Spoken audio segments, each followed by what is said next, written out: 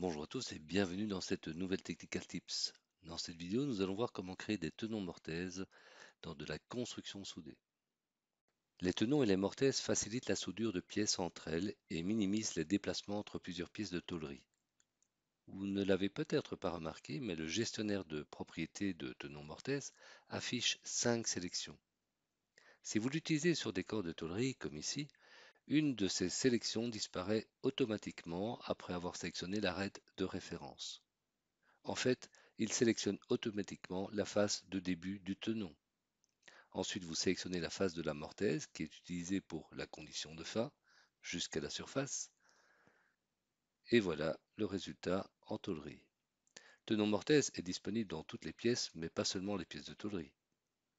Prenons ici un exemple avec de la construction soudée.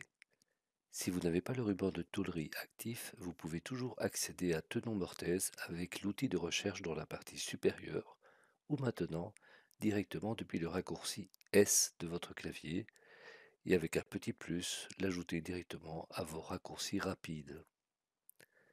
Dans ce cas de figure, le fonctionnement est pratiquement similaire à de la tôlerie, si ce n'est que la fenêtre de sélection centrale ne disparaît pas automatiquement et il faudra manuellement préciser le début de votre tenon. Il faudra également vérifier l'épaisseur qui ne se modifie pas automatiquement avec votre profilé. Dans un nouveau groupe, je recommence la même procédure en faisant attention de bien lier les paramètres des groupes.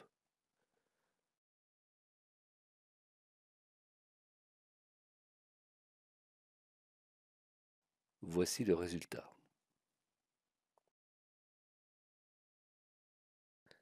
Prenons maintenant un autre exemple avec deux éléments qui ont une coupe en biseau. Si vous utilisez souvent cette commande avec de la construction soudée, j'en profite pour vous rappeler qu'il est très facile de glisser un outil depuis l'outil Recherche vers l'un de vos rubans. La première difficulté est de sélectionner la bonne arête pour le départ de votre tenon. Avec les deux profilés visibles, il est difficile de dire quelle entité je sélectionne. Il faut donc aller rechercher dans votre liste de pièces soudées le corps qui recevra la mortaise et le cacher. Ensuite, vous sélectionnez l'arête pour le tenon et vous en profitez pour sélectionner la face du départ du tenon, tant que nous avons ce corps visible. À présent, nous pouvons inverser l'affichage des corps. J'affiche le corps de la mortaise et je cache le corps du tenon. C'est souvent ici que le problème se pose.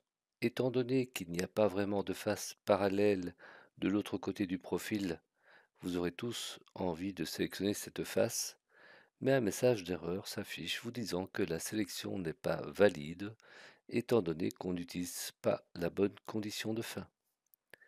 Et effectivement, c'est bien là le problème. Dans ce cas très précis, avant de sélectionner la face, veuillez modifier dans les propriétés la condition de fin et mettre Borgne. Vous pouvez à présent sélectionner cette face qui donne donc le départ de votre mortaise et passer aux différents réglages pour régler votre tenon mortaise.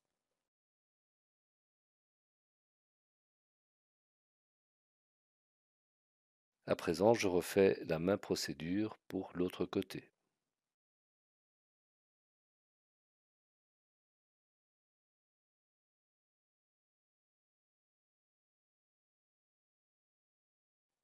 Et voilà le résultat final. En espérant que cela puisse vous aider dans vos prochaines conceptions, je vous dis merci pour votre attention et je vous donne rendez-vous dans une prochaine Technical Tips.